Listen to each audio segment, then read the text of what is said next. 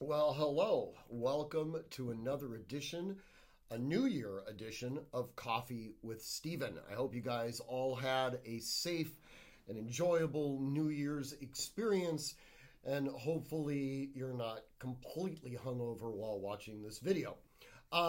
This week's blog is on the new ammo regulations. We have received a ton of emails over the last probably 3 or 4 weeks of people asking about, should I stockpile on ammo? How, what's going to happen? Are they making ammo illegal here in California? All sorts of different things. There's a lot of misinformation that's out there.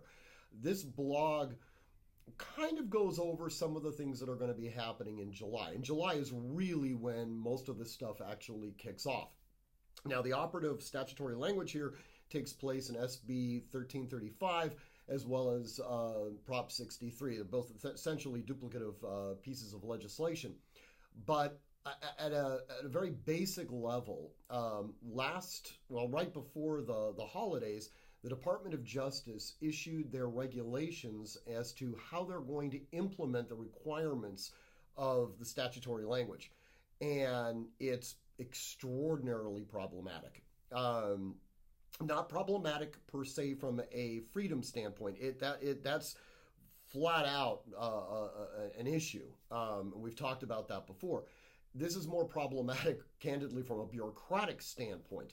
As near as we can tell, they've essentially created 3 separate categories. What we would call a one-time purchaser of ammunition, and I'm not entirely sure what that means.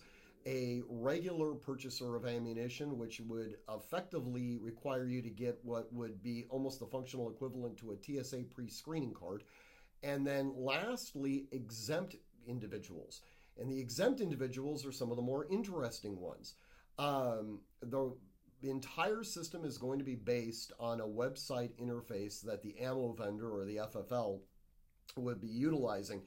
And if the assault weapons regulations are any indication, when people try to register their semi-automatics as assault weapons, we can see a major problem that's going to occur.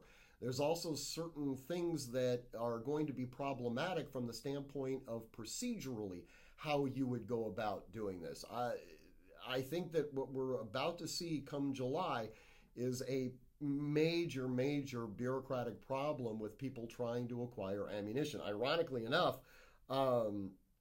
the amount of sales that are going to be generated in ammunition prior to July are probably going to be fairly substantial as people try to beat the bureaucratic hassles that are going to be developed as a result of this.